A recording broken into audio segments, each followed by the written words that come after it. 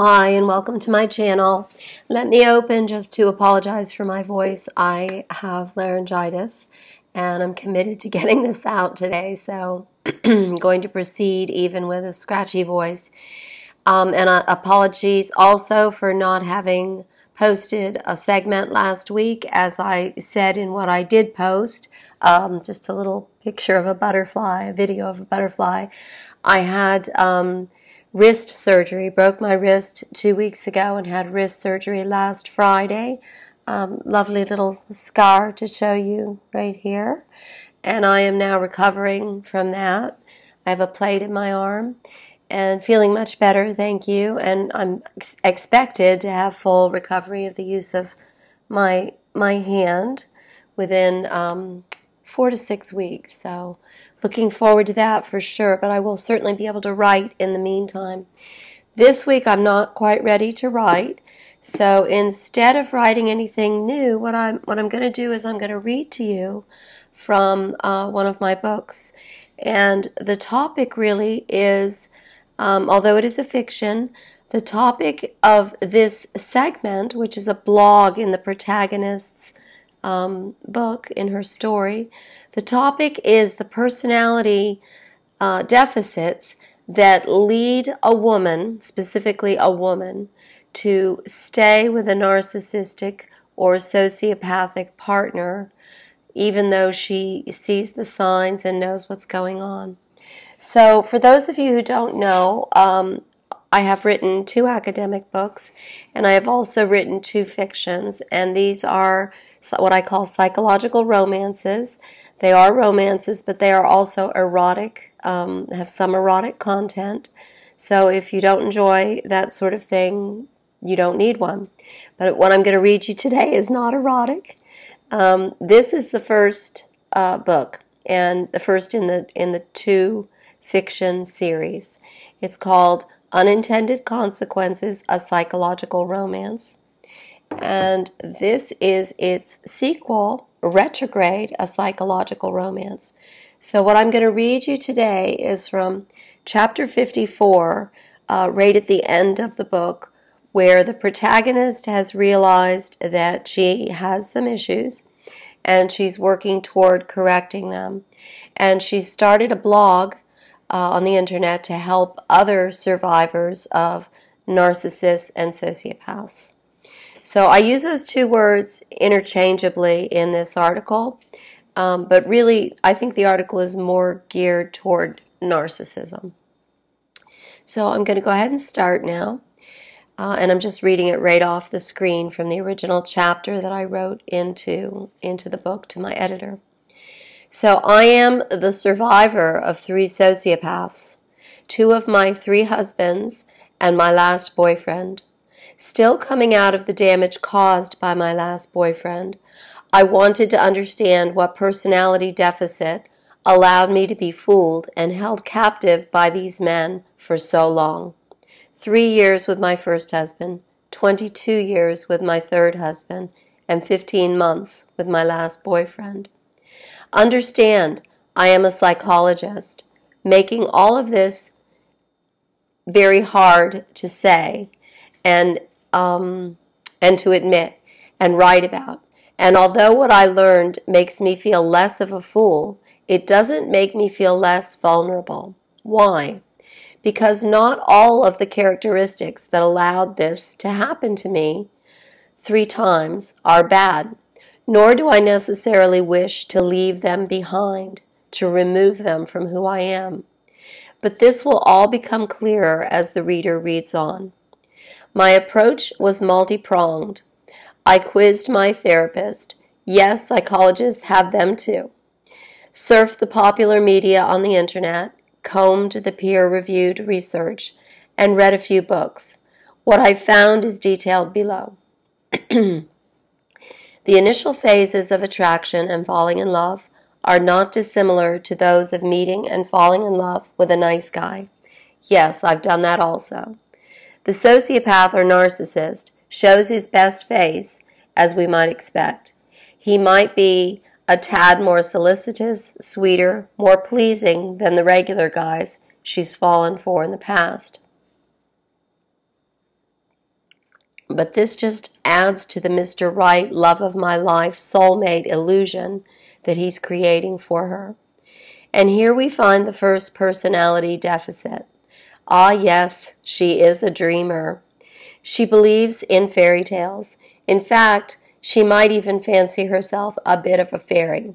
Sweet, kind, helpful to all.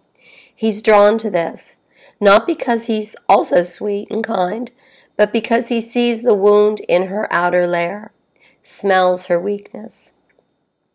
As the relationship unfolds and she has fallen for him, the sociopath begins to show his true colors, and true love is put to the test. But she's very good at tests. Indeed, she views all that he throws her way as just that, a test of her love and her commitment to the man of her dreams, Mr. Right. He molds her, coaches her, and mentors her, and she loves it. Loves that she is becoming what he wants. And here is the second personality deficit of the sociopath's perfect partner. She believes she must prove herself. She sees tests as proof of love. In fact, when there are no tests, she loses interest.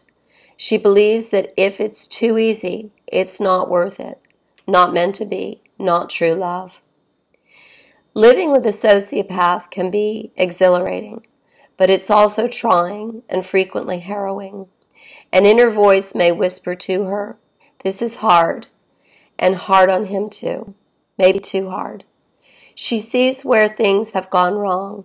His mother, his father, his mean boss, his asthma, his siblings who never understood him, his creepy ex-wife, or worse still, his current wife. So she begins to try to repair him, to save him. And here is the third personality deficit of Mr. Right's perfect mate. She's a savior. In fact, she probably has full-blown Christ complex.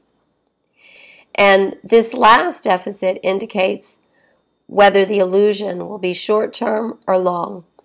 You see, the sociopath's long-term partner has a deficient view of herself and of reality. Otherwise, she would bail after the honeymoon phase, when she fails to see that she fell in love with an image, not a man.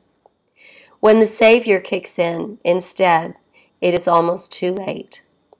If she doesn't see that hers is an unrealistic self-view, that saving an image is an impossible quest, then she's almost certainly lost, at least for now.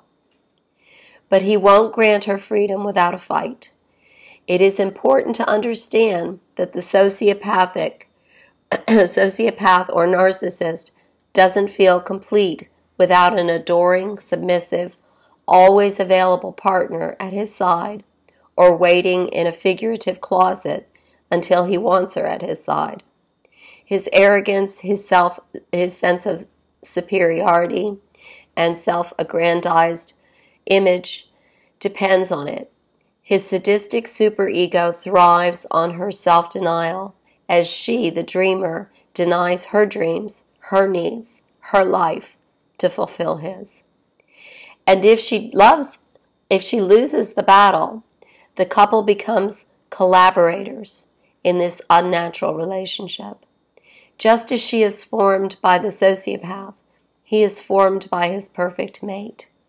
Superiority breeds submission, and submission breeds superiority. Just as his lies breed confusion, her confusion breeds more of his lies. She is always insecure. He is always in charge. If and when she does escape, lets go the illusion, and the love dies, he will attempt to maintain a long and drawn-out post-mortem. His survival depends on her until he finds another victim.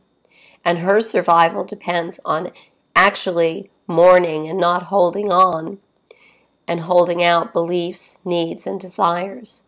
She must run, and she must run fast and seek a safe place or circumstance and mourn far, very far away from him. Whether she lets go or holds on to her inner fairy may depend largely on her ability to say no to being tested and learn to stop helping before it hurts her. So again, that is from chapter 54 of Unintended Consequences, a Psychological Romance. This fiction novel is an award winner. It won the Independent Press Award in its category for 2018. I highly recommend it. I wrote it. So I hope that there's something in that read that you find helpful. Though the book is a fiction, I found that many of my clients, my adult clients who are suffering from a bad breakup, find the book to be quite helpful. So I look forward to seeing you next Sunday when I should have my voice back, I hope. And my arm should be a little bit more usable by then. I start physical therapy on Tuesday, twice a week for 6 weeks. So I will see you again soon. And until then, have an amazing and blessed weekend and week. Thank you for tuning in.